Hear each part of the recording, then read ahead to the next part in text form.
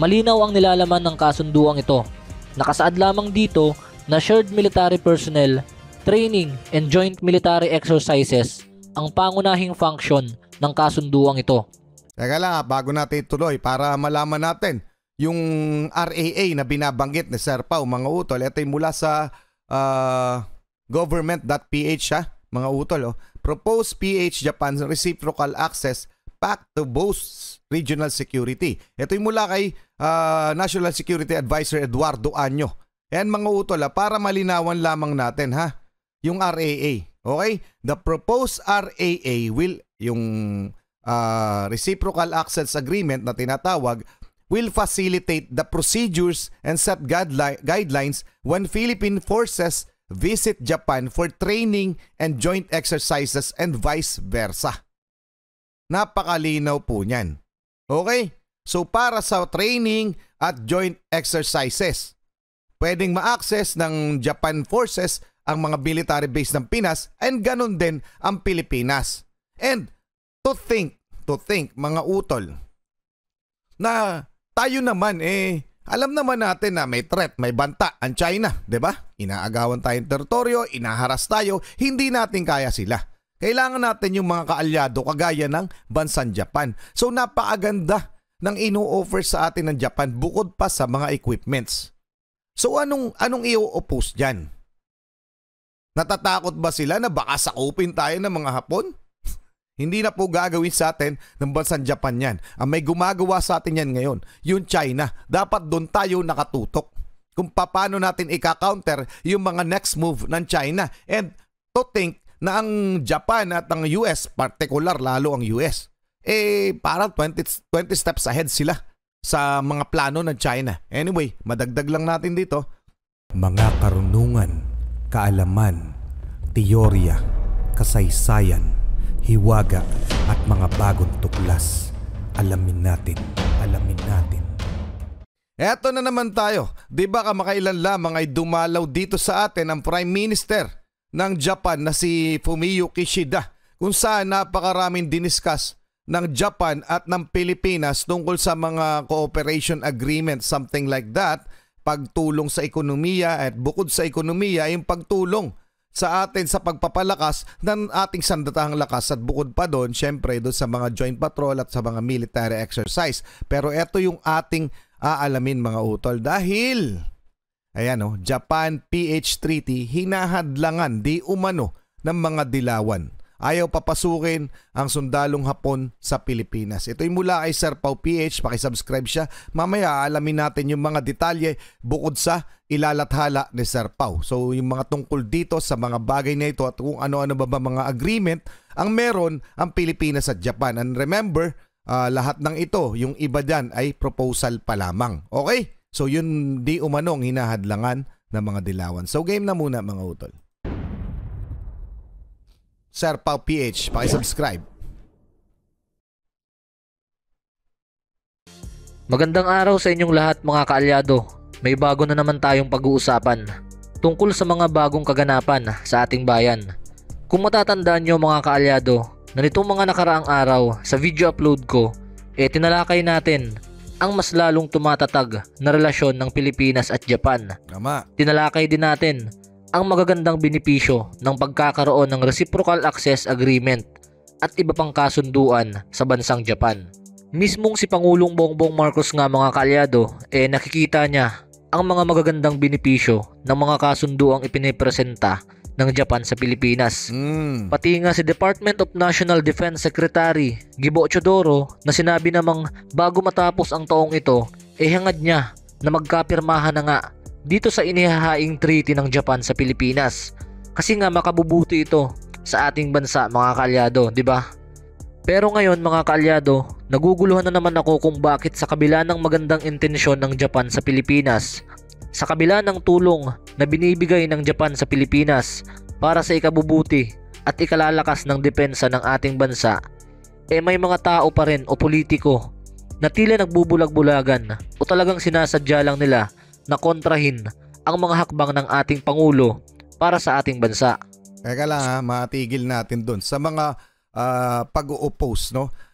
In some ways, maganda rin naman yung may nag-o-oppose sa gobyerno kasi meron tayo talagang administrasyon and there's opposition. Alam nating lahat yan, mga utol. Pero ang magandang bagay pag may nag-o-oppose kasi mas na lalong nadidetalye, nagiging detalyado yung mga balak. At lumalabas kung sakali, lumalabas dito, napapalabas ng mga oposisyon kung yung anong magiging weakness nito, magiging flaw. Okay, yung mga magiging sablay ng mga ipinapasa o mga pinopropose na agreement and bills, kung something like that. 'Di ba? Nagkakaroon tayo ng detalyadong deliberation. So that way, mas makikita ng taong bayan, kung talagang ito'y makakabuti sa ating bayan. Yun po yung isa sa pinakamagandang kinalalabasan pag merong oposisyon. Pero may mga bagay kasing isinusulong ang ating gobyerno na minsan maganda naman. Kaya lang itong mga oposisyon, minsan din, pag yung hindi asang-ayon sa kanilang mga balak, kukontrahin nila na kukontrahin. Okay, ganun po yung nangyayari sa politika natin.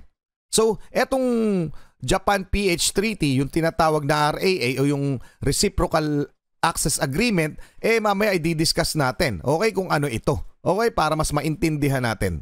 Tuloy muna natin. So tara, simulan na natin ito mga kaalyado. Para malaman ang buong detalye, ay tapusin nyo itong video and paki-like and subscribe na din ng YouTube channel natin. Maraming salamat sa inyo mga kaalyado. Ang reference ng pag-uusapan natin ngayon mga kaalyado ay mula sa Inquirer.net na may pamagat na Pimentel, Makabayan Black, Raise Concern over Military Deal with Japan. So sa title pa lang mga kaalyado is mahihinuhan nyo na kung ano ang nais na iparating ng mga politikong ito. Binalaan kasi ni Senate Minority Leader Coco Pimentel ang kapwa niya mga mambabatas, mga colleagues, mga kapwa senador patungkol sa mabilisang pag-aaproba ng ating Pangulo sa proposed treaty sa pagitan ng Japan at Pilipinas. Ayon kay Senator Coco Pimentel, hindi raw dapat na inaalaw ng pamahalaan ang Pilipinas na maging base o base militar ng kahit na sinong foreign military. Teka lang, ilang ulit nating tinalakay ang Reciprocal Access Agreement mga kaalyado. Wala naman akong natatandaan na kasama sa RAA ang Military Bases Agreement. Malinaw ang nilalaman ng kasunduang ito. Nakasaad lamang dito na shared military personnel, training and joint military exercises ang pangunahing function ng kasunduang ito. Teka lang, bago natin ituloy para malaman natin yung RAA na binabanggit ni Sir Pao, mga utol. Ito yung mula sa government.ph mga utol. Proposed PH Japan Reciprocal Access Pact to Boost Regional Security. Ito yung mula kay National Security Advisor Eduardo Año. Yan mga utol, para malinawan lamang natin yung RAA. Okay? The proposed RAA will, yung Reciprocal Access Agreement na tinatawag, will facilitate the procedures and set guidelines when Philippine forces visit Japan for training and joint exercises and vice versa. Napakalinaw po niyan. Okay? So para sa training at joint exercises, pwedeng ma-access ng Japan forces ang mga military base ng Pinas and ganun din ang Pilipinas. And to think mga utol, na tayo naman alam naman natin na may threat, may banta ang China, 'di ba? Inaagawan tayong teritoryo, inaharas tayo, hindi natin kaya sila. Kailangan natin yung mga kaalyado kagaya ng bansang Japan. So napakaganda ng ino-offer sa atin ng Japan bukod pa sa mga equipments. So anong i-oppose diyan? Natatakot ba sila na baka sakupin tayo ng mga Hapon? Hindi na po gagawin sa atin ng bansang Japan yan. Ang may gumagawa sa atin yan ngayon, yung China. Dapat doon tayo nakatutok kung paano natin i-counter yung mga next move ng China. And to think na ang Japan at ang US, particular lalo ang US, parang 20 steps ahead sila sa mga plano ng China. Anyway, madagdag lang natin dito. Suporta ng Japan sa Pilipinas. Japan support in the form of equipment, technology cooperation, patrol vessels will further enhance our maritime law enforcement capabilities. napakadami pong handang itulong sa atin ng bansang Japan dahil alam naman natin na talagang isa sila sa malalakas na bansa kahit pa napakaliit. So kaya nila yan. Pagdating sa teknolohiya, kaya nilang i-modernize ang ating sandatahang lakas, partikular ang ating naval, o yung Philippine Coast Guard at Philippine Navy, ang maritime law enforcement. So ano pang kailangan nating i-discuss dyan mga utol? So yun po yung RAA, no? Uulitin ko, for training and joint exercises. Yan po yung nakalagay sa agreement. So para saan yung pag-oppose? So pakinggan pa natin si Sir Pau. I-post, comment nyo na lang ang gusto nyong sabihin dito.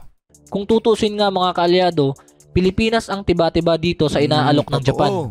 Samantalang ang Japan, alyansa lang ang pinakamakukuha nila dito. Tama. Siguro nakukuha nyo naman yung punto ko mga kaalyado, na sino ba ang mas advance sa lahat ng aspeto? Hindi ba at Japan? So hindi na nga naitago nitong si Senator Coco Pimentel ang kanyang pagkadismaya at pagkabigo matapos na igarantiya ni Senate President Juan Miguel Zubiri ang ratification ng Reciprocal Access Agreement sa Upper Chamber. So aprobado na po sa Upper Chamber o sa Senado ang Reciprocal Access Agreement dahil majority wins mga kaalyado. Tama. Walang magagawa si Senator Coco Pimentel kahit magsanib puwersa pa sila ng mga kapwa niya dilawan ang pag-ratify nitong Reciprocal Access Agreement. Nice one. So since itong ang kasunduang ito is similar o kaparehas ng Visiting Forces Agreement ng Pilipinas at Australia at Visiting Forces Agreement ng Pilipinas at Amerika, pinoint out ni Senator Coco Pimentel na sa pamamagitan nito, inaalaw ang ating mga kasundaluhan na pumunta at manatili sa Japan bilang parte ng reciprocity ng security arrangement na ito. Pero hindi daw ito ang pinag-uusapan dito. Ano daw? Tila gusto lang daw ng ating pamahalaan na maging istasyon ng foreign military ang bansa natin. Aniya, hindi natin gusto na maging battleground ang Pilipinas. Hindi dapat tayo sumasang-ayon dyan dahil nangihikayat lang daw ito sa katunggaling bansa na bumuelta pabalik sa Pilipinas. Naku po, 'di ba? Yun yung concern niya. Yun yung pinalalabas na concern ni Senator Coco Pimentel na di umano baka maging battleground ang Pilipinas dahil kumbaga may mga kaaway. Etong bansang ito, US, may kaaway ang Japan. So yung China tinutukoy. Pero hindi pa ba threat ang Japan sa Pilipinas? Ano sa palagay nyo? O sa aking palagay, ayan na Kita nyo nang ayaw bitawan yung ating mga teritoryo at pilit inaangkin. Kaya ba natin ang China? Hindi. Kailangan natin ng kaalyado. Yung mga kaalyado natin ang nagsisilbing dahilan. Ang bukod tanging dahilan kung bakit hindi pa pinepwersa ng bansang China na sakupin yung mga gusto nilang sakupin na teritoryo o pag-aari ng Pilipinas. Ano pa bang kailangan nating pruweba para makita natin na kaya lamang tayo hindi tinutuluyan ng China o hindi talagang ginigera o inaaway ng gusto? Dahil sa mga kaalyado, natatakot sila na baka pag ginalaw nila ang Pilipinas dahil nagbanta na si Biden, si US President Biden na pag ginalaw niyo ang Pilipinas, mai-invoke na yung treaty, yung Mutual Defense Treaty ng US at Pilipinas. So sa madalit sabi, meron na kaming rason para mag-retaliate sa inyo. Oo, naiintindihan ko yung concern ni Senator Coco Pimentel. Pero may mga bagay kasi na hindi na kayang gamutin sa pag-uusap kasi ilang beses na naman kinausap. Oo, ayaw natin ng gulo mga utol. Ayaw natin ng gulo. Pero habang ayaw natin ng gulo, hindi naman tayo naipaggulo, sinisecure natin yung ating kakayahan. At yun yung, kumbaga, yun yung mga necessary measures na magpatawag tayo ng ating mga kaalyado kasi nga hindi natin kaya yung banta o yung kakayahan ng China. Kung sakaling lusubin tayo. Anong gusto nyo mga utol? Wala. O sige, tablahin natin ang Japan, tablahin natin ang US, tayo lamang. Protektahan natin ang Pilipinas. Kaya ba natin? Ang kalaban ay China, kaya ba natin? Di ba hindi? So, sa madalit sabi, kailangan natin sila. Kailangan ba tayo ng bansang Japan? Hindi. Sa totoo lang, tayo yung panalo dito. Win-win situation ito. Hindi po nito pinoprovoke na magkaroon ng retaliation ng China. Bagkos sila ay nakahanda o nakaumang ang China. Ngunit, dahil nga nakikita nila na mayroong mga handang tumulong sa atin at kumampi, doon yun pumipigil sa kanilang mga masasamang balak. So ano masasabi nyo dyan? Pa-comment. Mamaya titingnan natin yung article tungkol dito mula sa CNN. Okay, tuloy muna natin to. Paulit-ulit rin talaga itong si Senator Coco Pimentel, mga kaalyado. Wala nga pong nabanggit na magkakaroon ng military base ang Japan sa Pilipinas. Kaya paano kami maniniwala sa'yo na magiging battleground ang ating bansa? Naku naman, Senator Coco Pimentel. Ayaw nyo ba talaga na makitang ligtas ang ating bansa? Kaya nga. Tayo na nga ang nilalapitan ng mga like-minded countries gaya ng bansang Japan. Ngayon, kung dahil dito sa kasunduang ito, bumuwelta o umatake pabalik ang China sa ating bansa, di so be it. Kailan pa ba tayo kikilos? Pag naubos na ang teritoryo natin? Pag naubos na ang mga resources natin? Kung bumuwelta sila, di sige. Basta hindi susuko ang Pilipinas.